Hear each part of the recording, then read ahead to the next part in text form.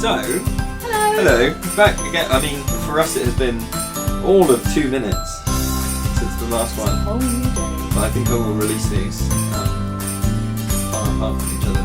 But we are doing it. We're going to do a roundup of 2018 and From the Children of the Forest perspective.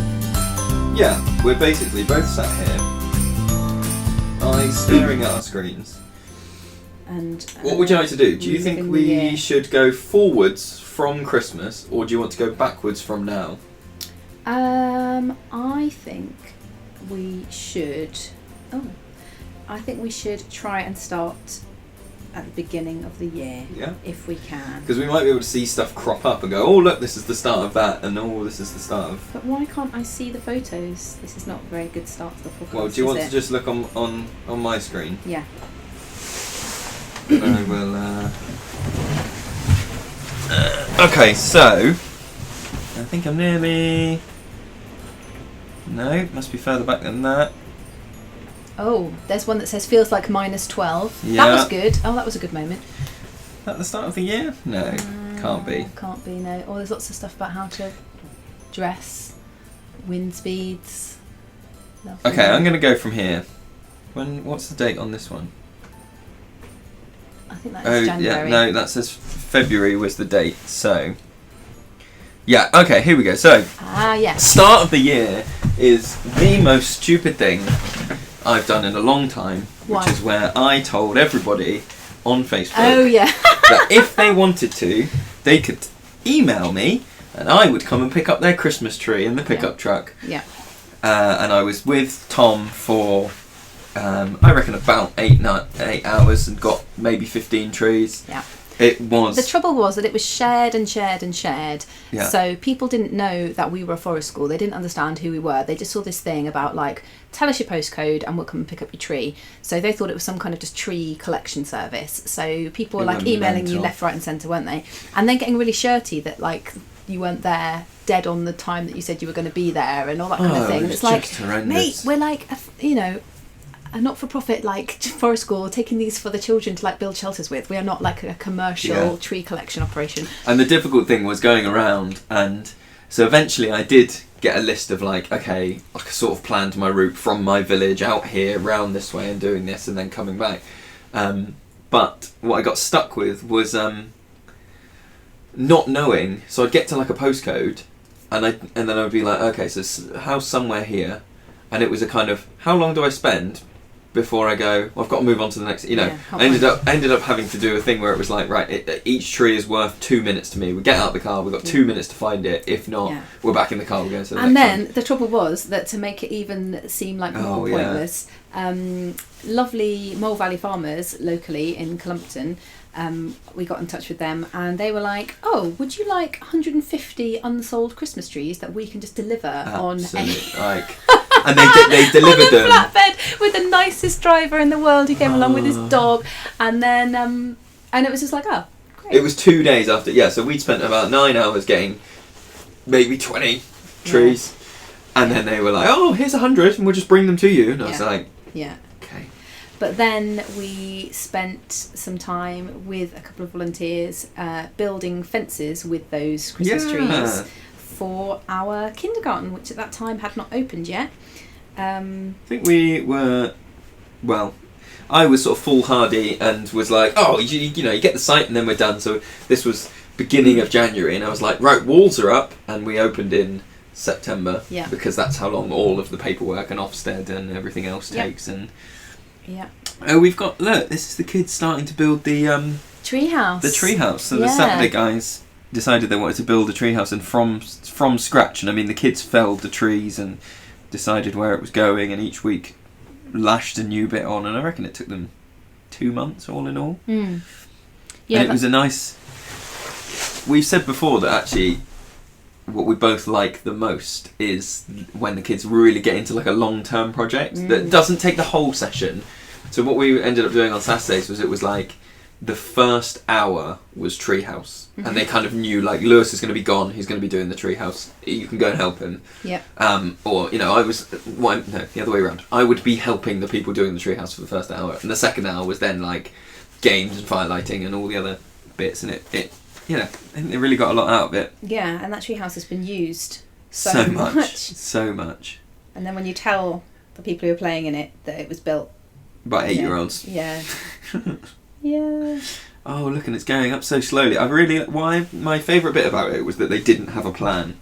Right. Was that it was every week they went and looked at it, and it wasn't even dictated by like what did it need next. Mm-hmm. So it wasn't like, oh, you do the foundation, then you do the walls, then you put the roof on. It was just they turned up and they looked at it and they'd just go like, swing.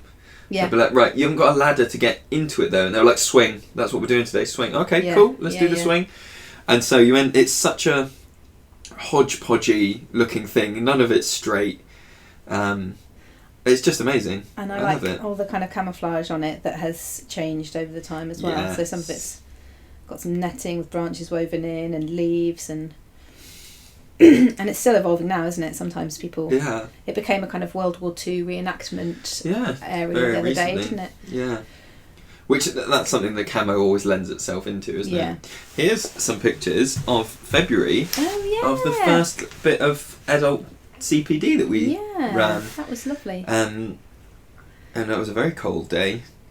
Yeah. And we kind of showed some people what Forest School was about, and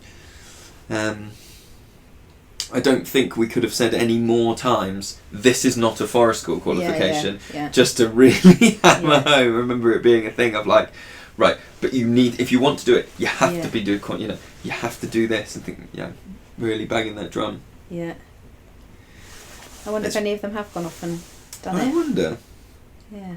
Oh look, there's your ice things. Ice. So Gemma was freezing ice in Tupperware, but was putting leaves and other bits of things in it, and then hanging them off the edge of the parachute. Yeah. That's the primroses so cool. were out at that time. They were. And then you put some food colouring in. Yeah. This, smashing them with hammers. This was very fun. So lots of smashing ice at that point. Yeah. This was at a school. Yeah. And they had a pond, and the ice had frozen maybe 1.5 inches thick. Wow. And but the kids weren't allowed in the pond area, and their faces, because I was just lifting out these huge slabs of. They've got a picture of a girl, maybe 4, and she's holding up a slab, like a paving slab sized piece of ice. Yeah. And they were just having so much fun with it. It was amazing. All birch tapping I've come to now. Oh yeah, tapping the birch and early in the season. And we discovered that actually sycamore tastes nicer. And we found out about the different sycamores and different birches in different parts of the woods, and going, oh, that one's actually so much tastier because it's right in the path of the sun, and that one's tastes like arse. I've come across nothing. I've come across a picture of a deer footprint very nicely in the mud, and that's the thing that I'm still really pleased about, is that the animals do still come through. Yeah. I was thinking about this the other day, so we have a bit of woodland in a bigger stretch, and lots of the other parts are owned by other people, some of whom are attempting to live in their parts or doing whatever else. And I was thinking about the environmental impact and doing all these things, and I kind of was like, well, we have an impact, but we are always gone by 3 o'clock. Yeah. And quite often we're gone by 1 o'clock. Yeah. I was like, actually, if you looked at the span of the day, we're not even here for a quarter of the day. No. And the rest of the time the site is empty. Yep. And though, you could say, oh, well, there's building, or not, but there's a cabin. And then there's snow. Yeah, I know. It snowed at the end of March, because that's when snow happens, isn't it? And then 2 weeks later we were in our t-shirts. That's a very quick transition. Yeah. That was crazy. Although I was talking to someone yesterday whose husband works in the Met Office, and she said that same weather system is due to hit next week. So the same patterns and winds and everything is going to happen like next week. Oh my gosh. She says, I think she said it doesn't look like it's going to happen later in the year. Yeah. But all those signs are pointing towards. Yeah. I've just found a picture of the poor dear wood mouse that fell into the fire bucket before our fire bucket used to have a lid on it. Do you remember that? So I came in and the yeah, I've seen that picture as well, And so we said, and we found it just before one of our toddler groups, and So we sort of said to everybody, if you would like to come and see the dead mouse, it's over here. You don't have to. But, everybody did. Yeah. Absolutely everybody. Yeah. But I do think there's a benefit to having moved it away to then. I don't think it wasn't for the kids' benefits. It was for the adults' benefit. I think to be like, you can come and look at it. Active participation rather than like just leaving it on the side and being like, oh yeah, it's dead mouse. Yeah. Yeah. And then what we're going through, so you can see as we go through, it's quite nice seeing everything get greener. Yeah. So we've got some of the I've got some pictures of our DofE helpers. Oh wow! That were there. Yeah. Oh, they were so great. They were. That was the first time that we had had really any kind of volunteers or people who weren't us, I think, wasn't it? Yeah, so this is the thing that I've said before in the Facebook forums and things, and I think it's a really interesting line to tread in that, on the one hand, I do think volunteers are very important, especially in forest school where you want those high ratios and you go, you want to be part of the community and helping everybody and all these things. And then the other side of the coin is that professional brand thing that sits in the back of my head all the time. And I go, I think, trade quite heavily on, me and you are, we're really good at what we do.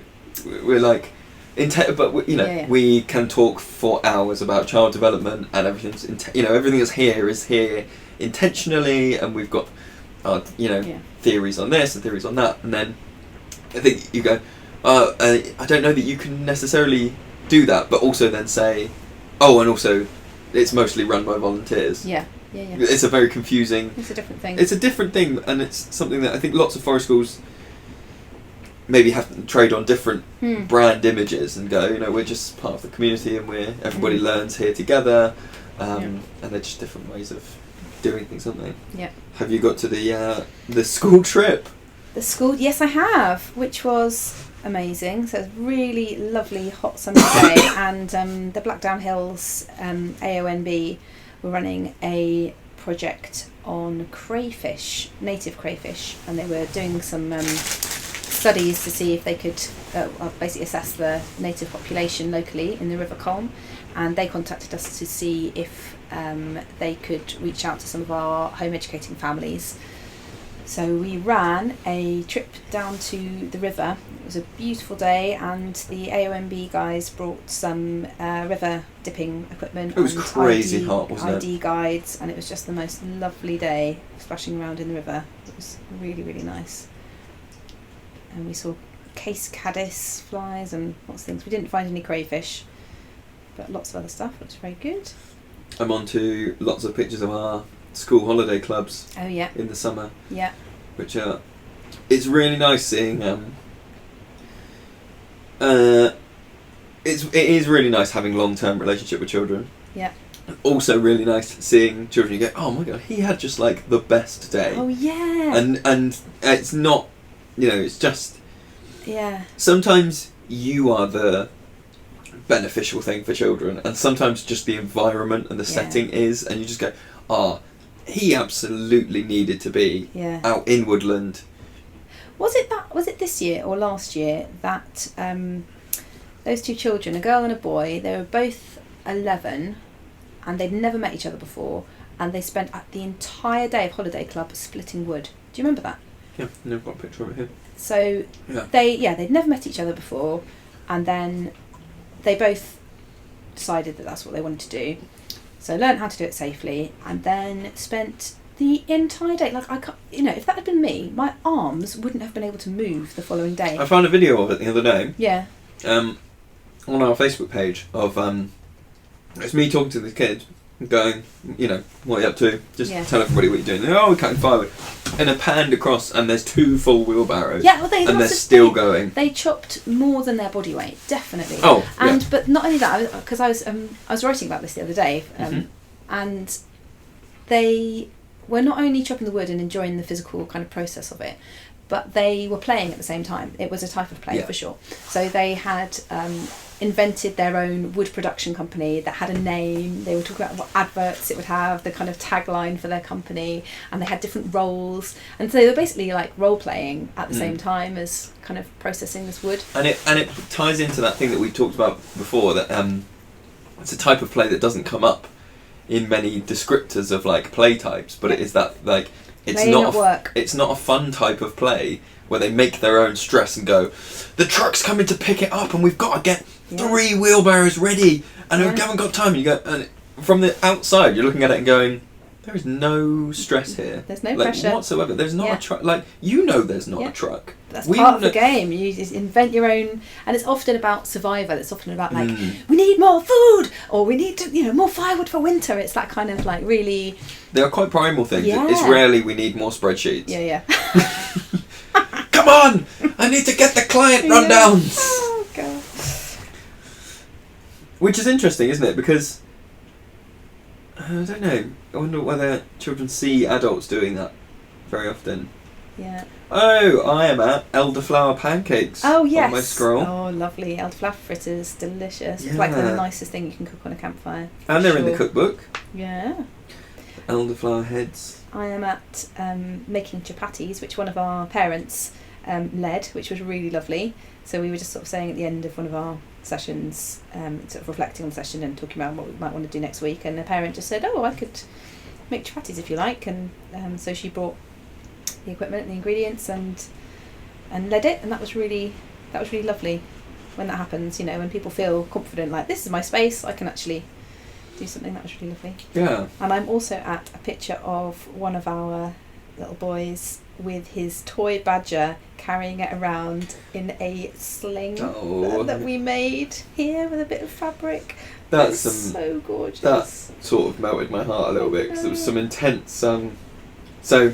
Oh yeah, because I bring my my little boy's been coming to forest school since he started coming with his mum to the sessions when he was 4 months, and then when he turned a year, his mum went back to work, and he has since then come to work with me 2 days a week, and when he needed a nap, I would put him in a carrier and just carry on, and I've always been quite.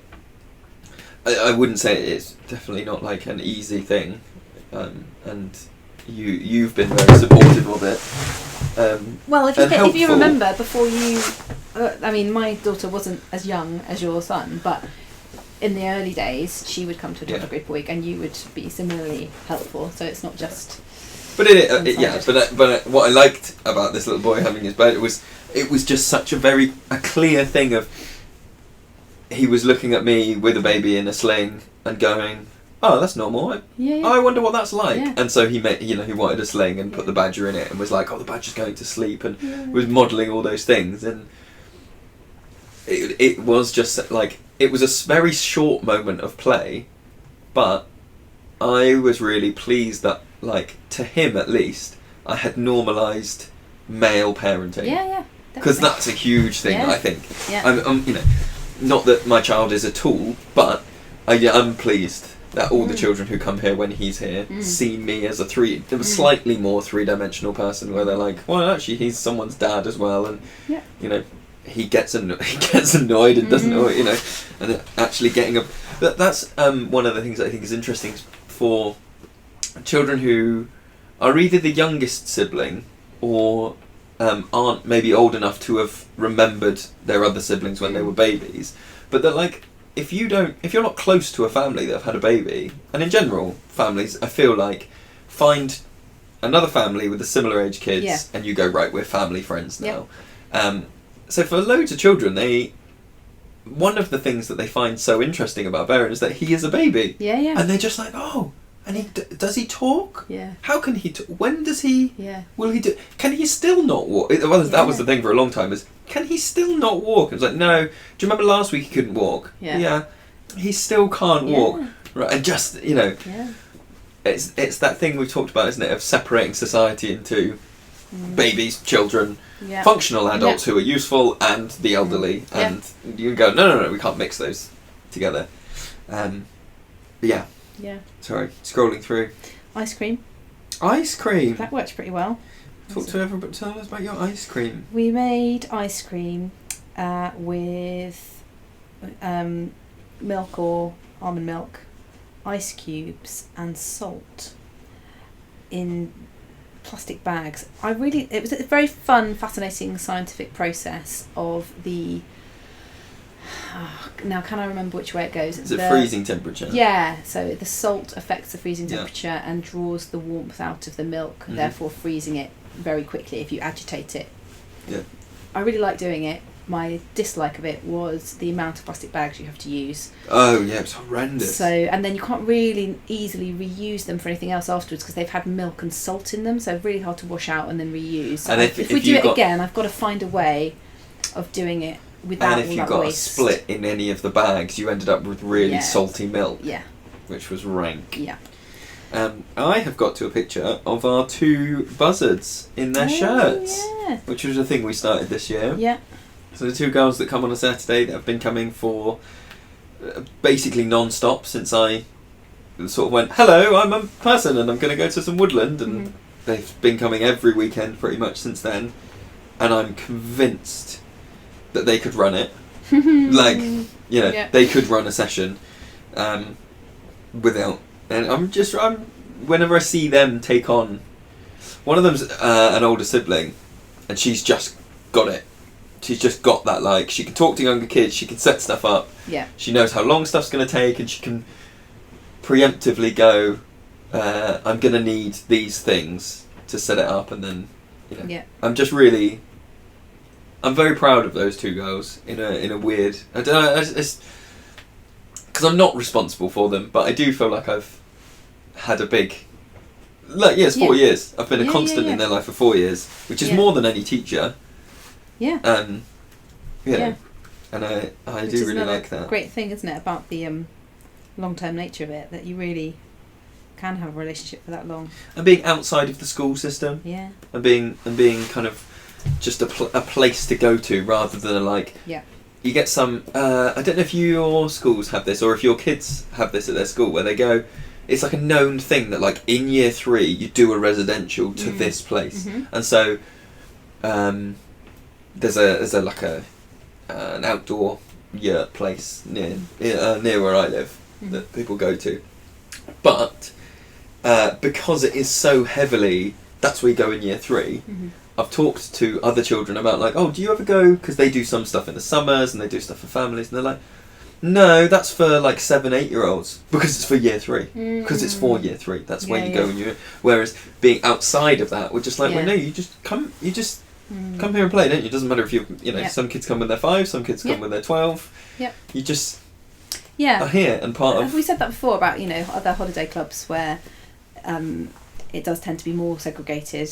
You've got this age group and the other age group and whatnot, and children are so used to that at school that that's fine. But I've never had any kind of comment or witnessed any behaviour here where an older child or a younger child has gone, oh, I'm not playing with them because they're only 5. And we've had some sessions where there have been like, a 5-year-old and a 13-year-old here same day, and nobody is going, oh, you can't play, you're too babyish, or oh, I don't want to do that.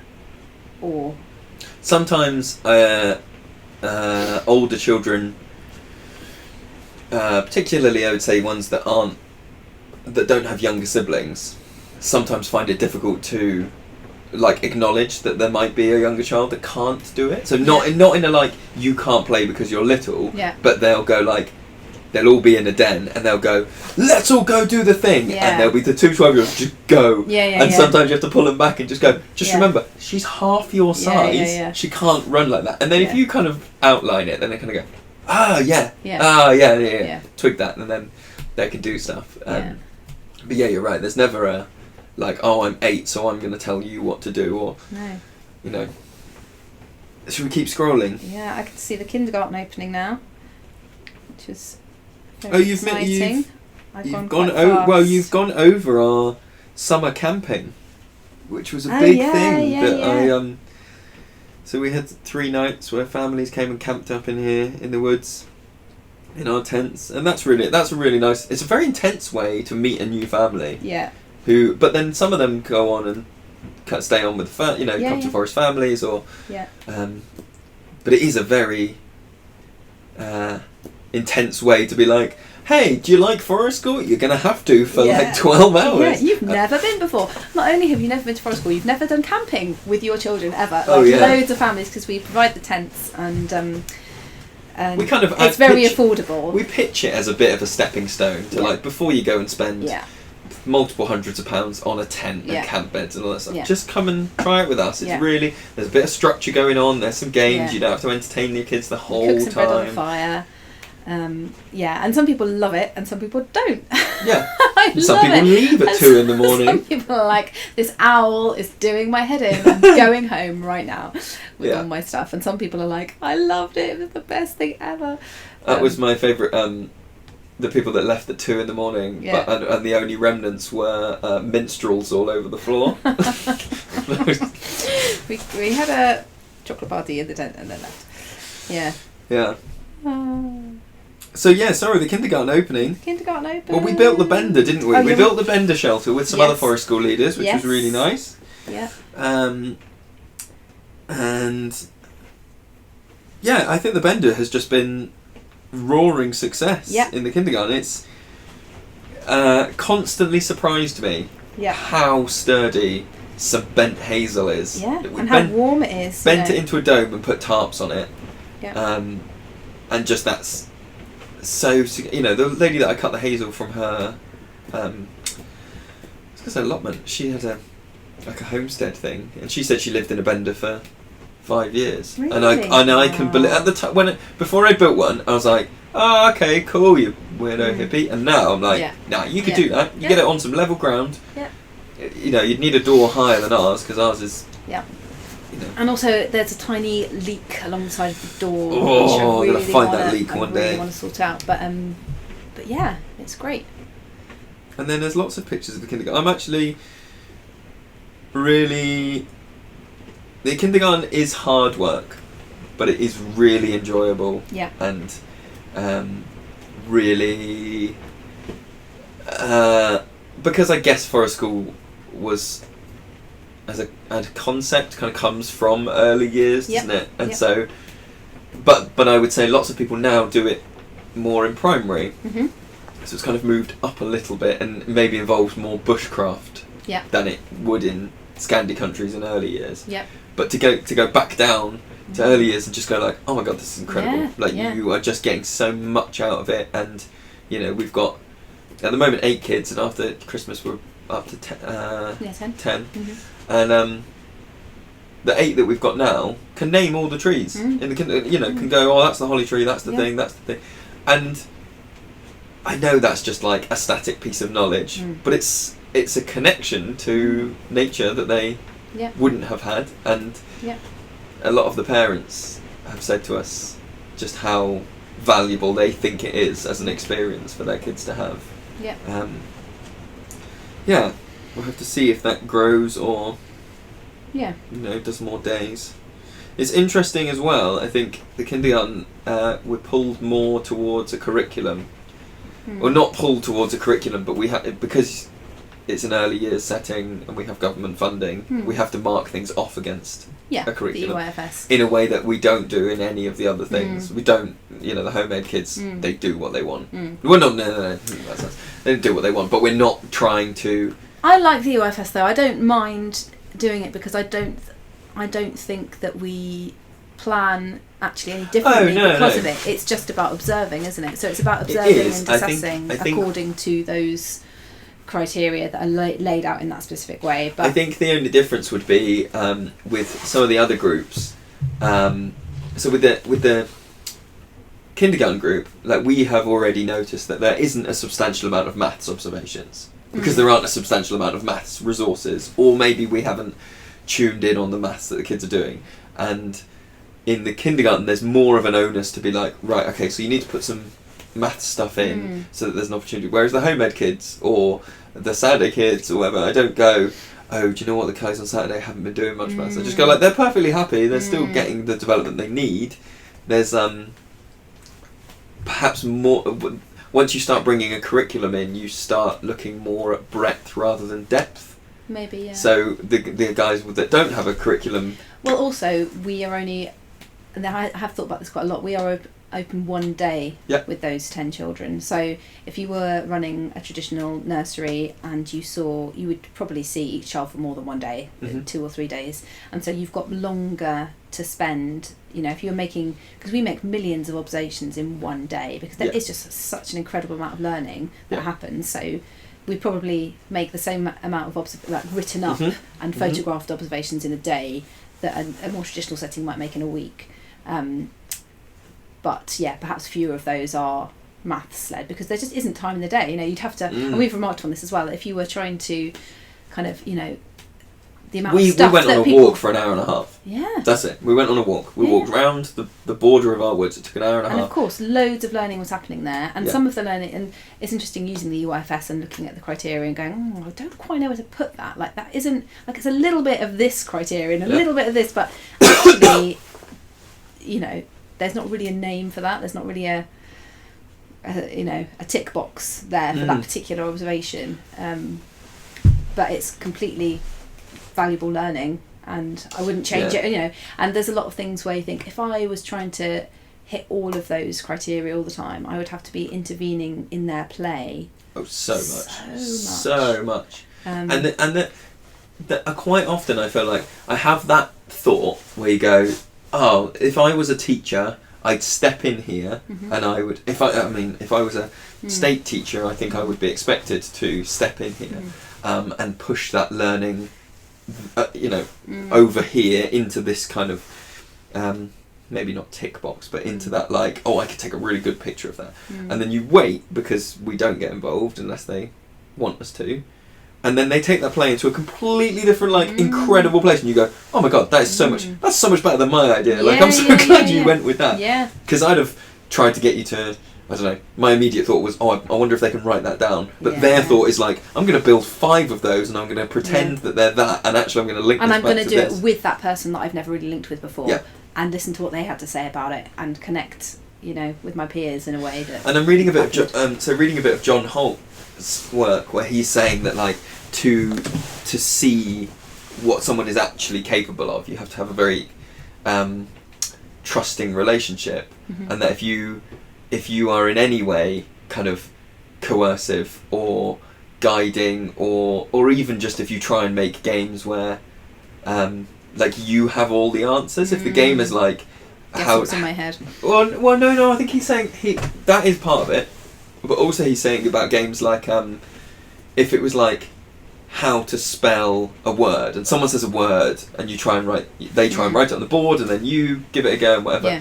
That's not fun, because you are so much further ahead than them. Yeah. It's a bit like someone who can't, I don't know, roller skate, trying to go up against someone who has been ice skating their entire life, and you go, well, this isn't a fun game for me. And kids are the same. They won't.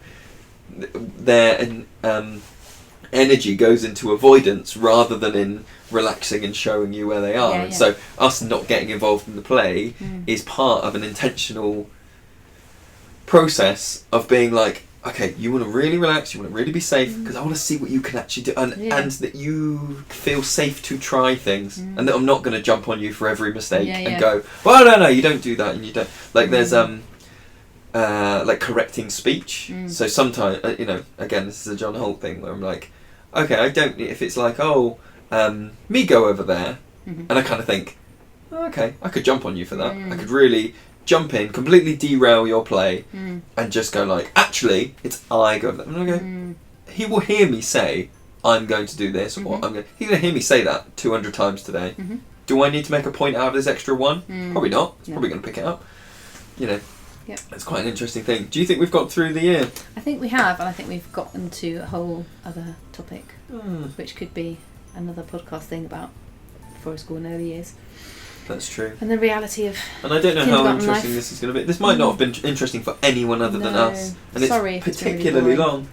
But maybe it's just avoiding the wind. Maybe we've just stayed. Well, I'm actually feeling quite cold now. I Are need you? to go home and wrap Okay. some presents. Cool. Magic. Right, well, we will see everybody in New Year. Happy Christmas. Happy Christmas, guys. Yeah. Bye. Bye.